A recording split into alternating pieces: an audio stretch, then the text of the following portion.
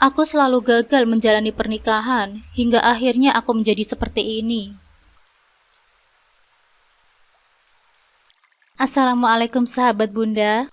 Semoga Allah selalu memberikan kesehatan dan kebahagiaan untuk kita semua. Buat sahabat Bunda yang sudah subscribe, semoga rezekinya dilancarkan ya. Amin ya robbal alamin.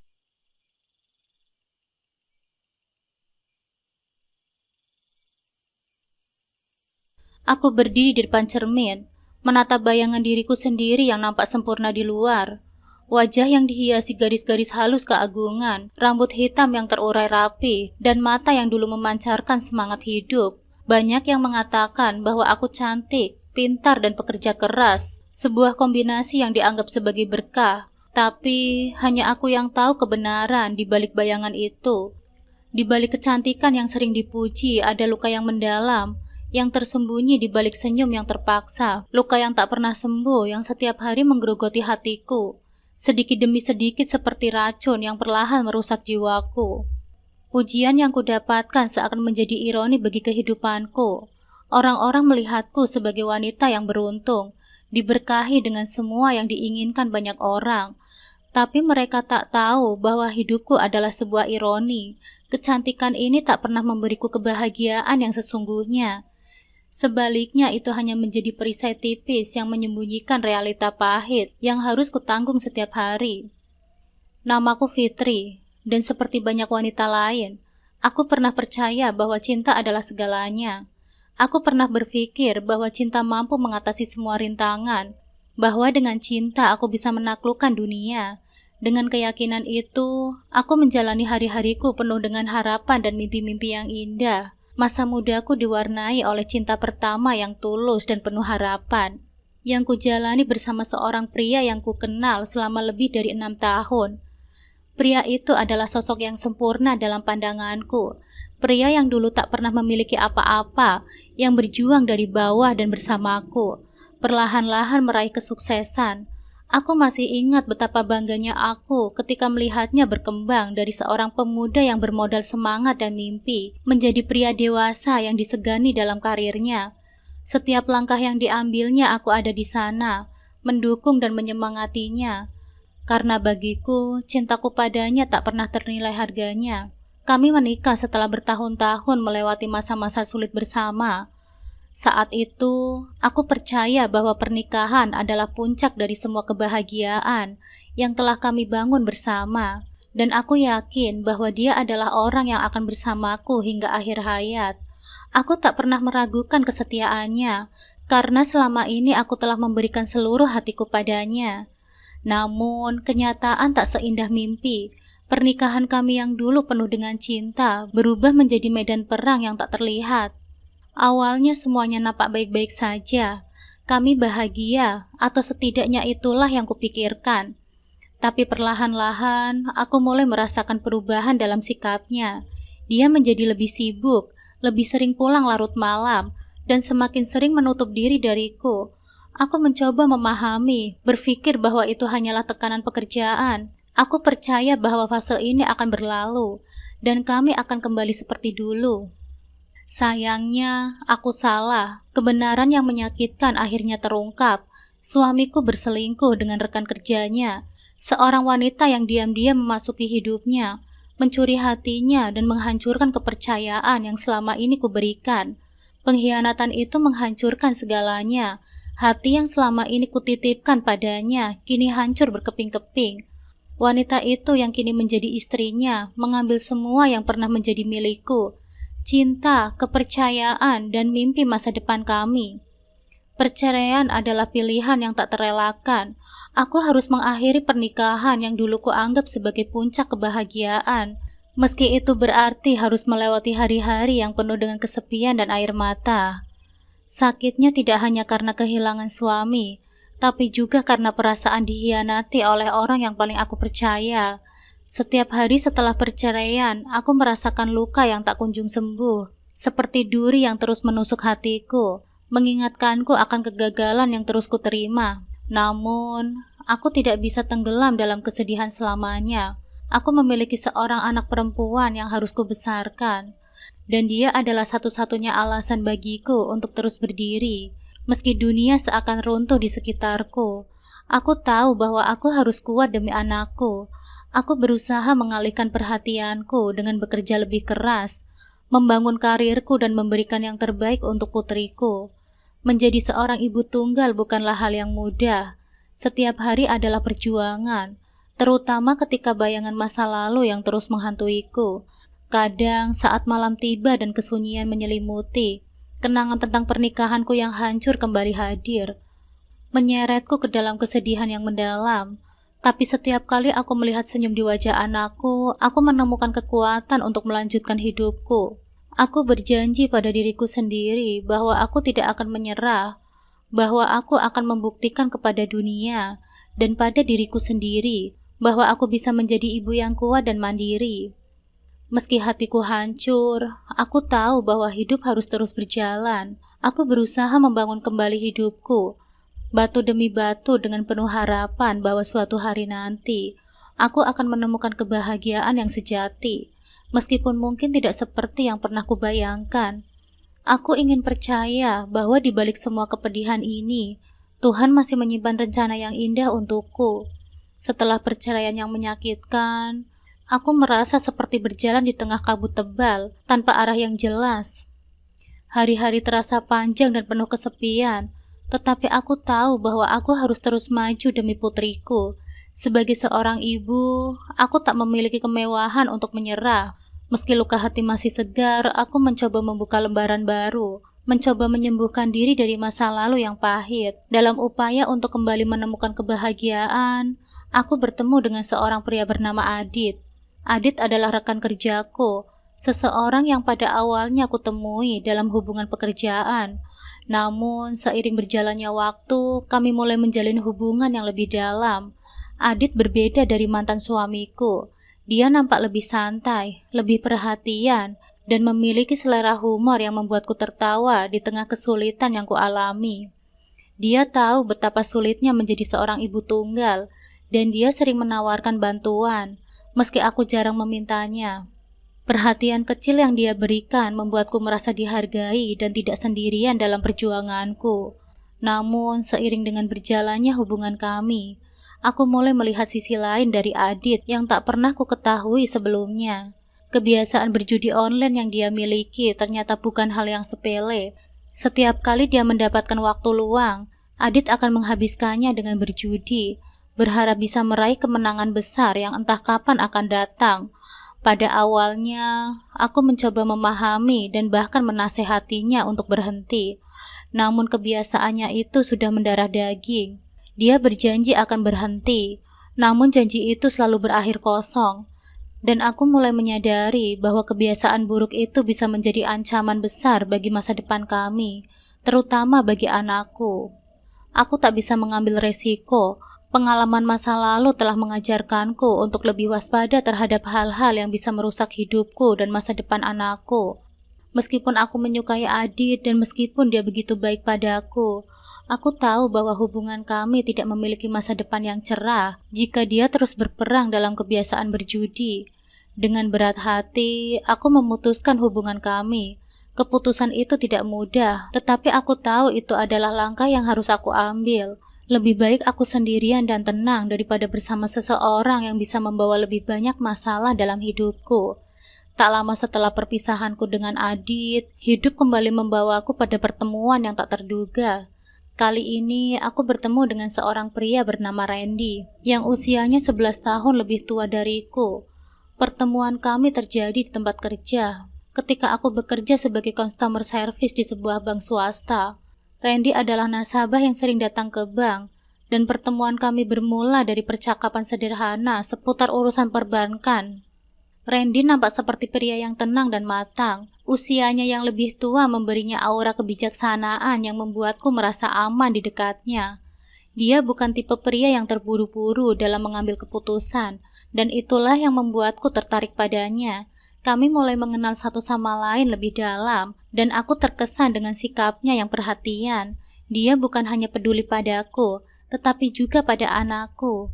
Sesuatu yang sangat berarti bagiku. Randy sering mengajak kami keluar bersama, membuatku merasa bahwa dia benar-benar tulus dalam niatnya untuk membangun hubungan yang serius. Orang tuaku sangat mendukung hubungan kami.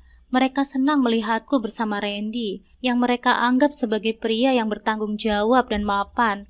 Dukungan dari keluargaku memberikan dorongan tambahan untukku.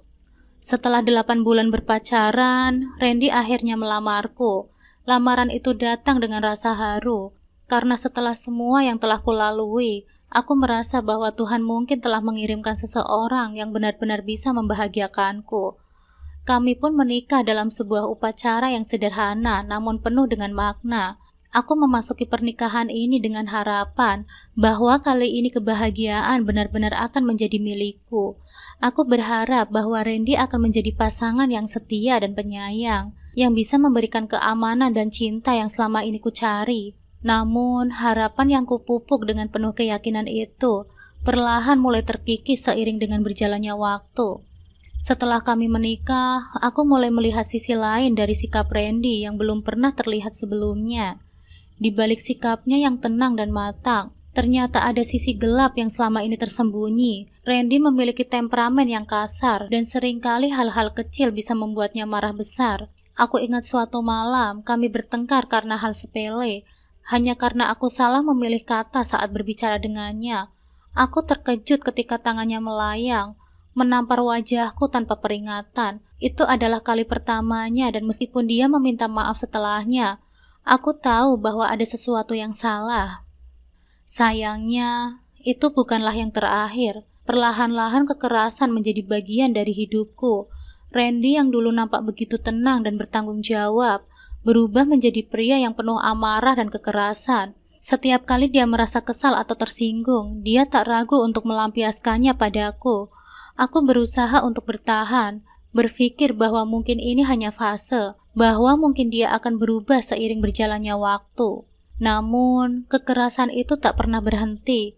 Di saat-saat tertentu, Randy bahkan menjadi sangat perhitungan dan pelit. Meskipun aku tak pernah menuntut apapun darinya, aku hanya ingin dia mengasihiku seperti yang dulu dia janjikan saat melamarku. Tetapi semakin lama, aku semakin merasa terjebak dalam hubungan yang penuh dengan penderitaan. Tak hanya kekerasan fisik, tetapi juga emosional. Aku sering mendapati dia berbicara mesra dengan wanita lain, dan ketika kutanya, dia hanya mengabaikanku, seolah aku tak berhak tahu apa yang dia lakukan. Setiap kali aku mencoba berbicara dengannya, dia selalu menghindar atau justru marah. Di rumah aku merasa seperti orang asing, bukan seorang istri yang dicintai, melainkan seperti pembantu yang hanya ada untuk melayani kebutuhannya. Aku sering bertanya pada diriku sendiri, apa yang salah denganku? Apa yang kulakukan hingga pantas diperlakukan seperti ini? Namun, jawaban itu tak pernah kutemukan. Yang ada hanyalah rasa sakit dan kesedihan yang semakin hari semakin menumpuk. Kehidupan yang awalnya kuanggap penuh dengan harapan, kini berubah menjadi mimpi buruk yang tak pernah berakhir.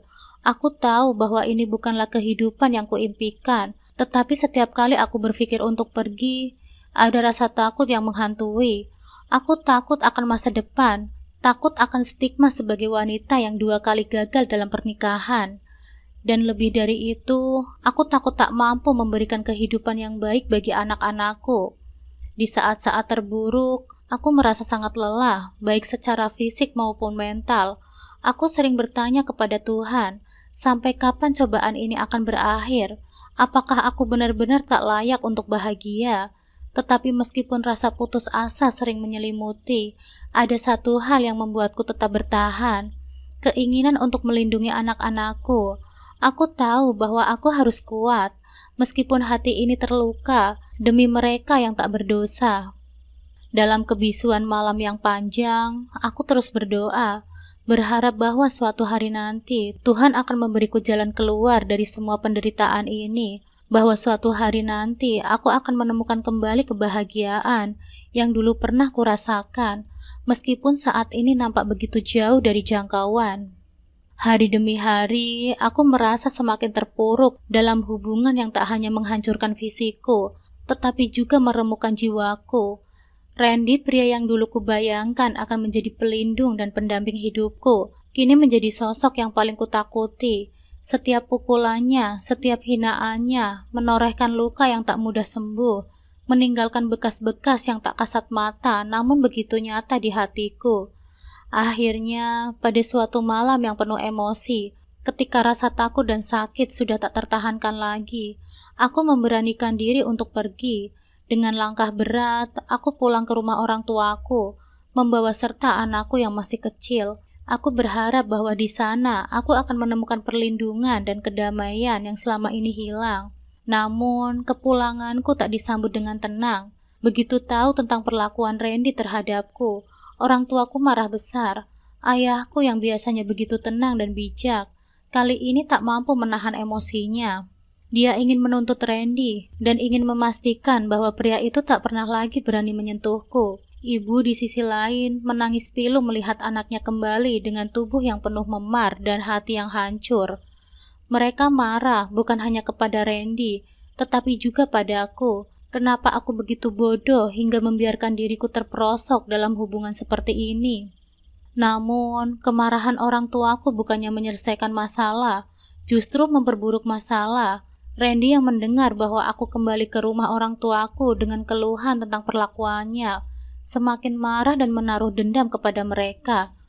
Hubungan kami yang sudah tegang sejak awal, kini semakin retak. Randy mulai menghindariku, tak lagi pulang ke rumah, dan aku merasa seperti berada di ambang perceraian. Aku hampir memutuskan untuk mengajukan gugatan cerai. Aku tahu bahwa pernikahan ini tak sehat, bahwa aku tak bisa terus bertahan dalam situasi seperti ini. Tapi kemudian, sebuah kenyataan baru hadir dalam hidupku. Aku hamil anak Randy.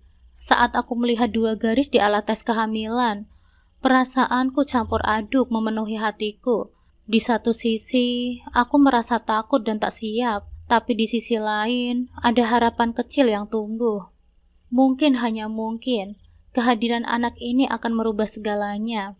Aku sempat berpikir bahwa kehadiran seorang anak akan melunakkan hati Randy, bahwa dia akan mulai menyayangi dan mengakhiri kekerasan yang selama ini menjadi bagian dari kehidupan kami. Aku berharap dengan aku mengandung darah dagingnya, dia akan melihatku dengan mata yang berbeda, bukan sebagai wanita yang dia sakiti, tetapi sebagai ibu dari anaknya. Harapan itu memberiku kekuatan untuk terus bertahan, untuk mencoba sekali lagi. Namun, kenyataan berbicara lain. Kekerasan tidak berhenti. Meskipun aku hamil, Randy tetap saja. Dia terus menyakitiku, baik secara fisik maupun emosional. Bahkan saat aku mengandung anaknya, dia tidak menunjukkan sedikit pun rasa kasihan atau perhatian. Setiap kali aku mencoba untuk memaafkannya, untuk memberikan kesempatan baru, dia selalu mengulangi kesalahannya. Aku merasa terjebak dalam siklus yang tak ada ujungnya. Siklus di mana rasa sakit dan penderitaan menjadi rutinitas sehari-hari. Rasa malu juga mulai menggerogoti diriku. Aku merasa seperti gagal sebagai seorang istri, sebagai wanita yang seharusnya bisa menciptakan keluarga yang bahagia. Aku malu kepada kedua orang tuaku, kepada teman-temanku, dan bahkan kepada diriku sendiri. Bagaimana bisa aku membiarkan diriku terperangkap dalam hubungan seperti ini? Mengapa aku tak cukup kuat untuk pergi, untuk meninggalkan Randy dan memulai hidup baru? Namun, lebih dari segalanya, aku merasa malu kepada anakku yang masih dalam kandunganku. Aku takut dia akan lahir ke dunia yang penuh dengan kekerasan dan kebencian. Aku takut tak bisa memberinya kehidupan yang layak dan penuh kasih sayang untuknya. Setiap kali aku merasakan tendangan kecil dari dalam perutku, perasaan itu semakin kuat, keinginan untuk melindunginya dari segala keburukan di dunia ini, termasuk dari ayahnya sendiri. Tetapi meskipun begitu, aku tetap terjebak. Setiap kali aku mencoba berbicara dengan Randy, untuk memintanya berubah, untuk memohon agar dia berhenti menyakitiku, dia selalu mengabaikanku atau justru malah marah besar. Bahkan saat aku hamil besar, tak ada belas kasihan darinya. Rasa sakit karena pukulan dan tamparannya masih terasa, dan aku hanya bisa menangis dalam diam, berharap ada seseorang yang akan datang dan menyelamatkanku.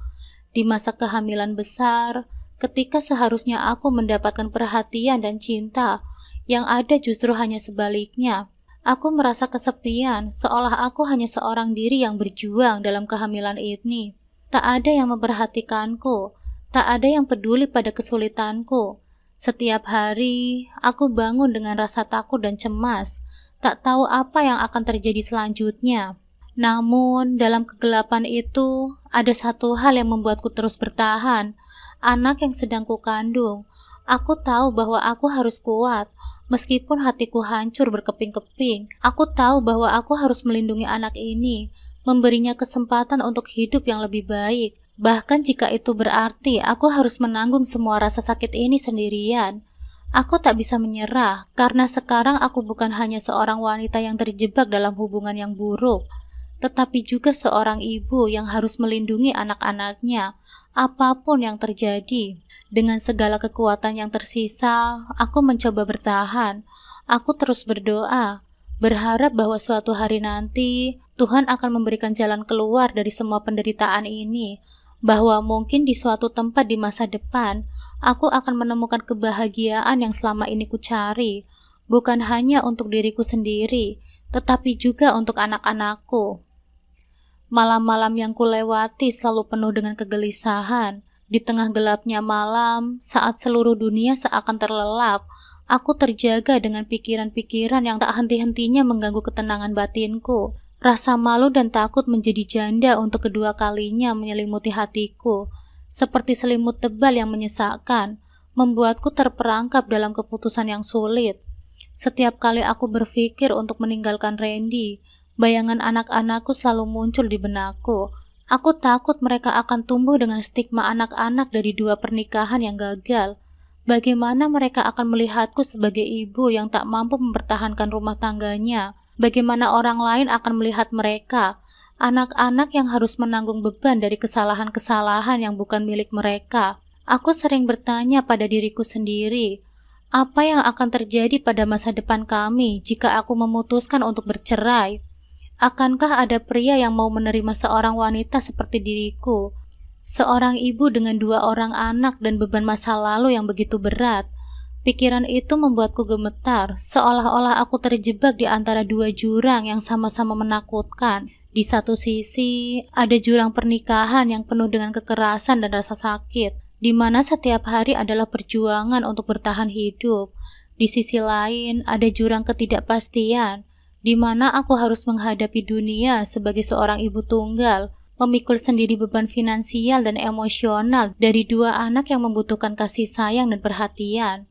Setiap malam, setelah anak-anakku tertidur, aku duduk sendirian di tepi tempat tidur, menatap langit-langit dan pikiran yang kalut. Aku berdoa meminta kekuatan dari Tuhan untuk bisa melewati semua ini. Aku berharap akan ada jawaban, sebuah tanda yang akan memberitahuku apa yang harus aku lakukan. Namun, seiring berjalannya waktu, aku semakin merasa lelah. Lelah dengan kehidupan yang penuh dengan air mata. Lelah dengan perlakuan suamiku yang tak pernah menghargai diriku. Dan lelah dengan perasaan yang tak berdaya yang terus menghantuiku. Randy tak pernah berubah, meski aku mencoba untuk berbicara dengannya, berharap bahwa mungkin ada secercah harapan di tengah kegelapan ini. Dia selalu mengabaikanku. Dia terus hidup dalam dunianya sendiri.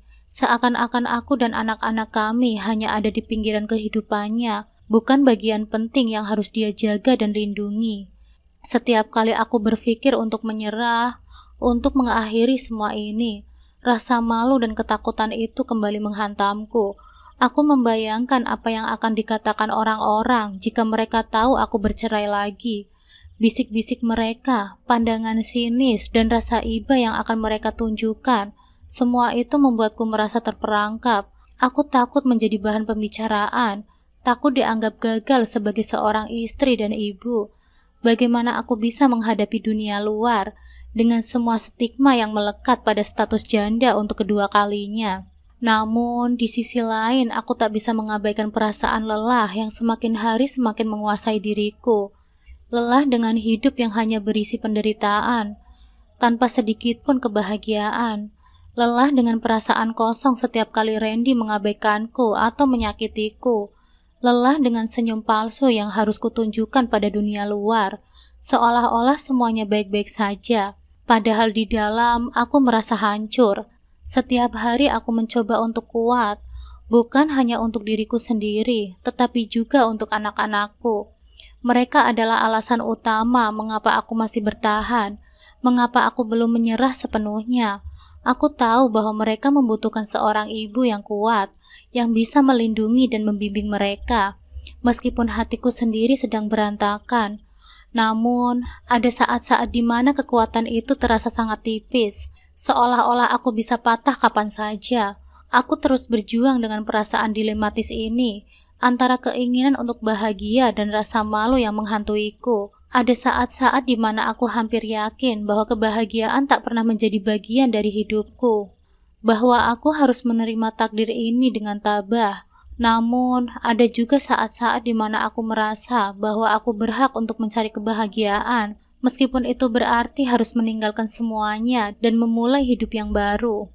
Keputusan itu akhirnya ku ambil pada suatu pagi yang cerah. Matahari yang masuk melalui jendela terasa hangat di kulitku, namun hatiku terasa dingin dan hampa. Aku tahu bahwa hari ini akan menjadi titik balik dalam hidupku, sebuah keputusan yang tak bisa lagi kutunda. Dengan hati yang berat, aku mulai mengepak barang-barangku dan barang-barang anak-anakku. Setiap pakaian yang kulipat, setiap mainan yang kumasukkan ke dalam kotak, seolah menjadi simbol dari beban yang akhirnya kulepaskan. Saat aku melihat ke sekeliling rumah, tempat di mana begitu banyak kenangan pahit yang tertinggal, aku merasa lega sekaligus sedih. Lega karena akhirnya aku bisa pergi dari tempat ini, tetapi juga sedih karena takdirku harus berakhir seperti ini. Randy tidak ada di rumah pagi itu, dan aku tahu ini adalah kesempatan baikku untuk pergi tanpa harus menghadapi kemarahan atau ancamannya. Aku tidak ingin pertengkaran lagi, tidak ingin mendengarkan lagi semua kata-kata kasar atau janji-janji kosong yang hanya membuatku merasa lebih terluka. Kali ini, aku pergi dengan tenang, tanpa perlawanan dan tanpa rasa takut. Dengan langkah pelan namun pasti, aku dan anak-anakku meninggalkan rumah yang penuh dengan luka itu. Aku tidak meninggalkan pesan apapun untuk Randy. Aku tahu bahwa dia akan marah, mungkin merasa dikhianati, tapi aku tidak peduli lagi. Aku tidak bisa terus hidup dalam bayang-bayang ketakutanku sendiri. Ketika aku menutup pintu rumah untuk terakhir kalinya, aku merasa seolah-olah beban besar telah terangkat dari pundakku. Kami kembali ke orang tuaku, di mana pelukan hangat ibuku menyambut kami dengan penuh kasih sayang. Orang tuaku meskipun terkejut dengan keputusan yang mendadak, menerima kami dengan tangan terbuka. Mereka tahu bahwa aku sudah berusaha sekuat tenaga, dan mereka tidak ingin melihatku menderita lebih lama lagi. Mereka berjanji akan membantuku melalui proses perceraian ini, dan memastikan bahwa aku dan anak-anakku akan baik-baik saja.